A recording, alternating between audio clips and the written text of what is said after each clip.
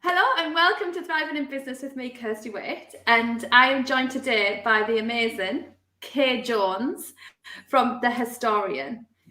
Kaye, I am just so happy to have you here. And I think when we talk about creating businesses that feel good and that we're passionate about, you are top of that list when I think of that. And I think when we first met, the passion and drive and everything that you had for your business came through in absolute bucket loads. And it was like, how do you create this magic and fizz for what you do every day? So for those that don't know you, Kaye, do you want to just quickly introduce yourself and give a little bit of background on what you do?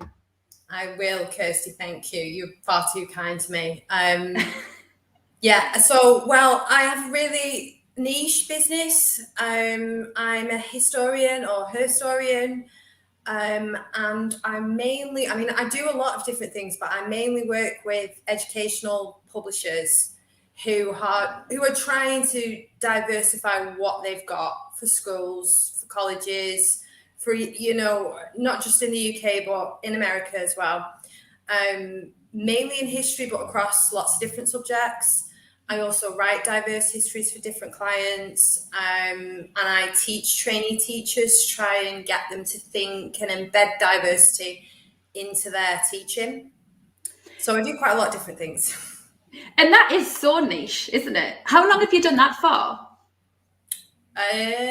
What are we coming up to? About 15 months, 16 months. And how did you get into that? Because that is so unique. How did you become... Talk us through how you went. What were you before that? And how did you come to the point of the Herstorian? I've always been a historian.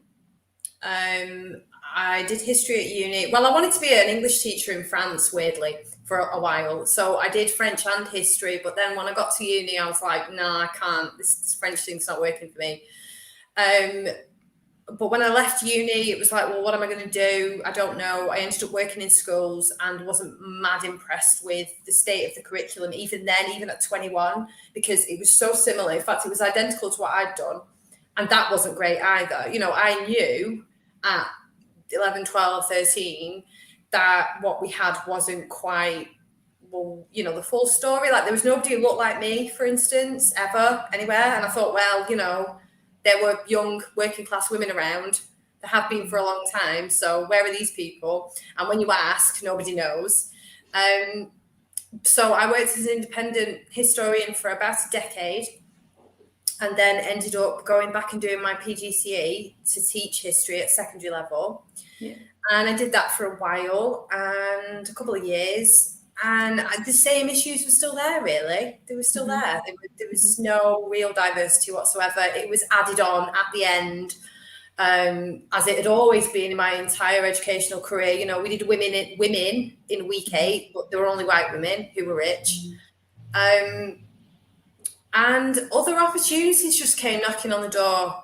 COVID had hit, and I was really struggling to get a full-time permanent post. I was moving around a lot. And I got the opportunity to work on a textbook, writing a textbook, and there were lots of other things that were coming in at the same time that opened doors to new places. And so I thought, right, well, it's in for a penny or it's in for a pound. What are you going to do? You can't do both, so pick one. Yeah. And I picked this, and here I am. Yeah. And I think sometimes when we are aligned to something and we've got things come through our door, don't they? Things come knocking that we don't necessarily expect. So think of how important is it, would you say, to get fulfillment and joy from what you do to you? It's everything. You've got to have a reason to keep going when things are hard, especially if you're working for yourself. You don't have that security and that stability that people who are employed have got, right? They know what's coming every month. They know they're working towards a pension, etc. You are on a roller coaster, ups, downs all the time. And you need something beyond finances, beyond that kind of material world. You need something That's going to get you up every day and keep you doing it, and also make you come alive when you speak to people who want to work with you, right? And who you want to work with. You know, if you're sitting there and it's clear that you're not that really into it, then that's going to come across to everyone, and that's going to impact who you get to collaborate with and who comes on board and supports you. I totally, that is just like, you know, music to my ears talking about that, because like being aligned, just, it's your energy. It's all about your energy. And like I said at the beginning, like when I first met you and spoke to you, your energy was buzzing. Like I wanted to be around that. Like you clearly love and passionate about what you do. And that makes people want to work with you. It makes people want to recommend you. And it just grows and grows before you know it. Like the situation you're in, you've just exploded and you found yourself doing something that you passionately love and find joy in. So did you feel that fulfillment in teaching before you started doing it, or has this kind of released a new level of joy from it? Yeah, it's definitely the latter. It's not that I didn't enjoy teaching. I love history and I love working with children because they're just so interesting and you never know what they're going to say next, and that's just a joy. But I felt, I suppose, like I didn't fully fit in. I've always felt that. There was just something missing. And, you know, like I say, I really struggled to get a permanent post. And in the back of my mind always was, you're not supposed to get a permanent post. That's why you can't get one. Yeah. But you need to commit, you know, you need to be open to the opportunities that are out there. Because I knew there were plenty of opportunities out there. But if you're not out there, you'll never know. Yeah. I mean, I still teach now, not that often. I mainly teach adults as well. As I said to you, it's mainly teachers. You know, I do enjoy that so much. And it's not that it didn't bring me joy. It's just, it was different. Now I feel like I'm doing what I was supposed to do. I think that's the difference. Yeah. And that feels good, doesn't it? Yeah. So what was the trigger point for you going, I'm going to go all in on this really niche, unique business that I've created? I'm fully committed, because that's a huge risk, isn't it? Because nobody does what you do. Well, not many people, no. Not in history specifically, no. That I've ever come across. If you're out there, hello, let's be friends. Because that would be nice. Like I say, it was just... I dilly-dallied, for want of a better phrase, for months and months and months. Yeah. 1 foot in, 1 foot out, half commit, half not really doing anything. And then we broke up for the summer holidays. And this is quite weird, actually, and it gives me tingles when I think about it. But to obviously be a teacher and working with young people, you need to have your DBS check. You need to have your criminal records checked to make sure that everything's fine. And when you are working year after year, you can have that happen automatically. So it's renewed every year. You don't have to do anything. Mine was automatic. And when we broke up for the summer, and I was starting to think about what I was going to do in the September where I was going to be working, it turned out that mine, for whatever reason, complete fluke, had expired. It wasn't even on the update service anymore. They didn't know what I was talking about. It wasn't even there. So if I wanted to, I could go through the whole process again of reapplying to have that check done. And I thought, if there's ever a sign from the universe that you're not supposed to go back, this is it, Kaye Jones. Listen now. that was the sign. Honestly, they were like, well, you've never been on the update service. And I'm like, but I've been on it for years. They were like, no, you haven't. And so that really was the boot that was straight up the backside and said, no, you're doing this instead. And that was the end of that. And what was the reaction from those around you, like your friends and family? Because I think when we embark on being an entrepreneur, a lot of people have a lot of opinions, don't they? And I think when we're doing something unusual, that's not always met with joy from them. To be honest, everyone's was the opposite for me. I've a period of about 16 years. I think there's only been 4 or 5 years where I've had a boss. I've always done my own thing. Again, it's around this sort of always never feeling like you fit in a workplace. I never felt like I did. I always knew I shouldn't be there. I just didn't quite know how to make it really work.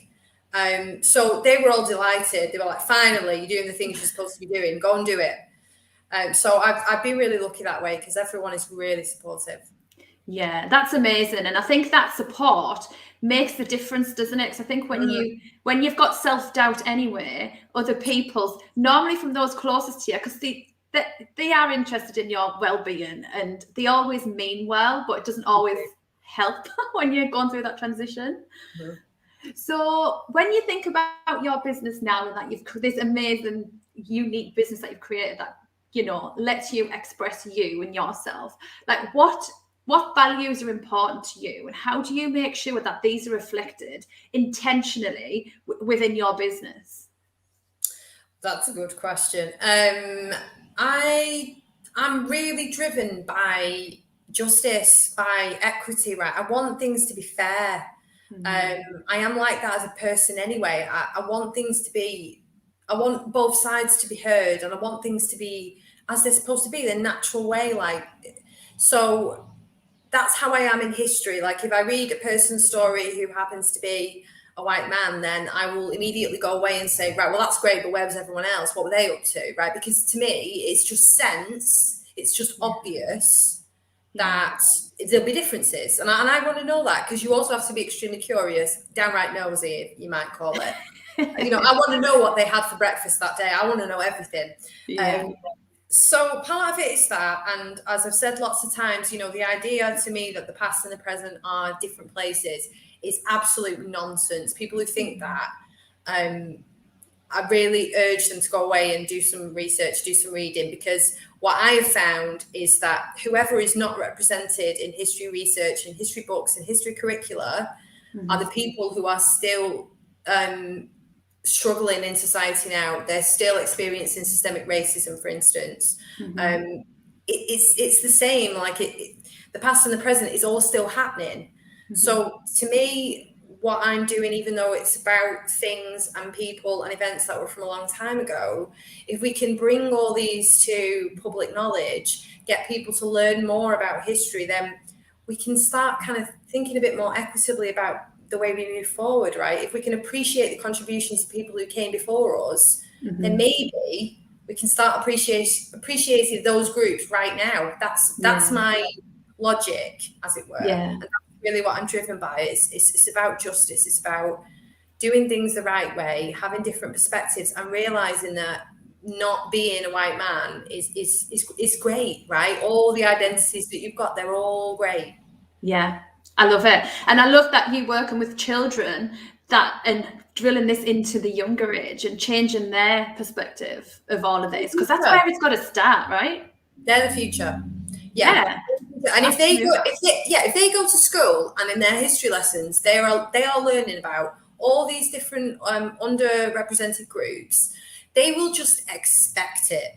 They will go and do the PhD where they just expect to research that. They will expect to see it on BBC One at 9:00 tonight. They don't want to see King Henry VIII documentaries anymore. They don't want that. So they will just continue to change things every year that they grow up, and their kids and so on and so forth. Because it's not going to happen overnight. Yeah, I love it. So what's the big vision then? What's the mission? What you're working towards? I really want to change the curriculum as it stands completely across all levels. I really do. And I've been working on something for a long time now.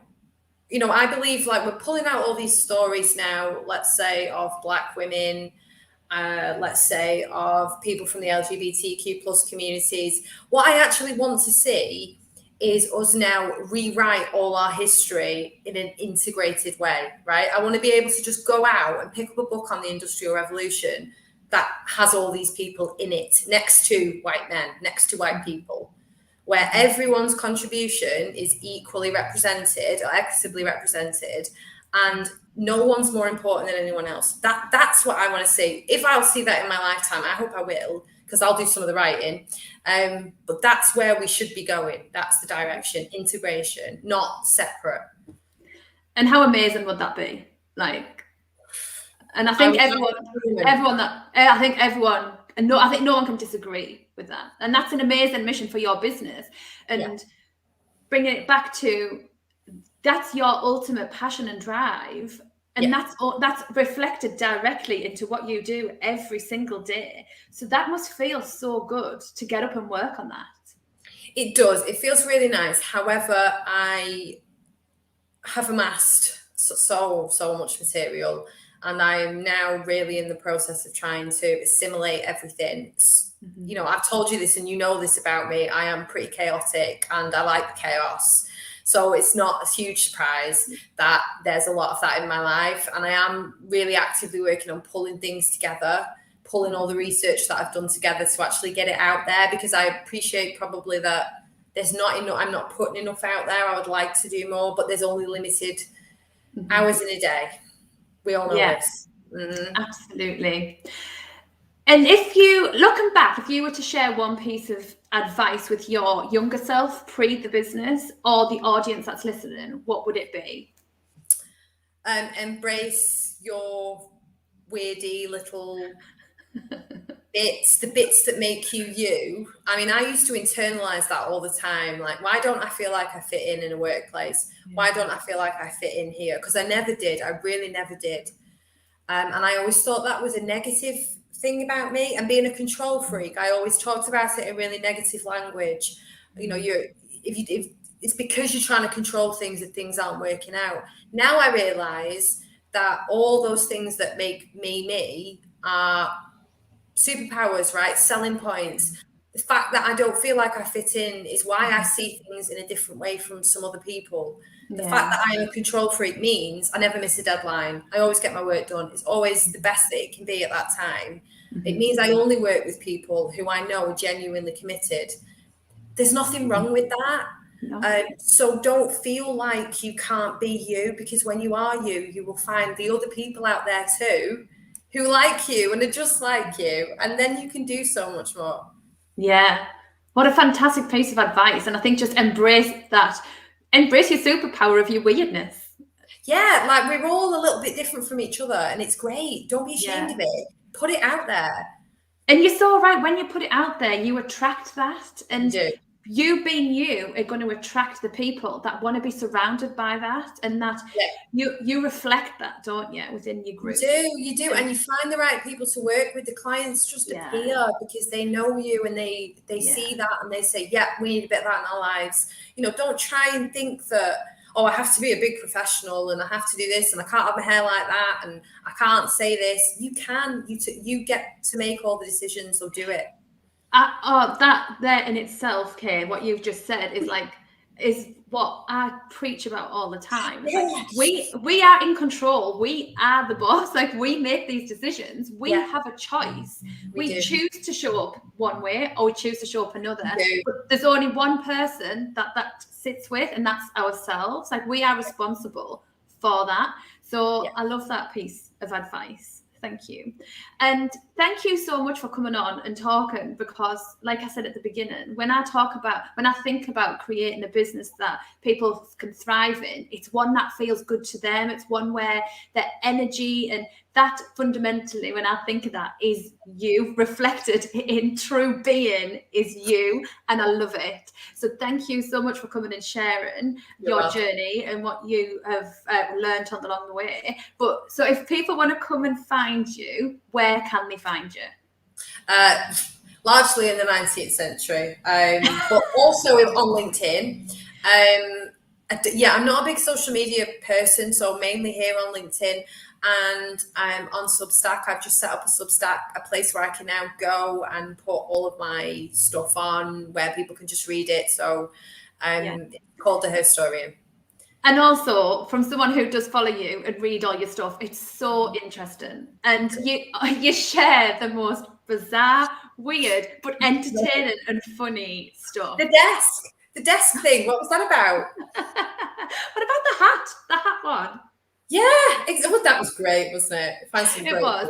So I would definitely recommend following Kaye on LinkedIn and signing up to her email list, because it is entertaining in itself. Thank you. So thank you so much for joining me, Kaye. And take care. You're very welcome. Thank you. Thank you. Bye.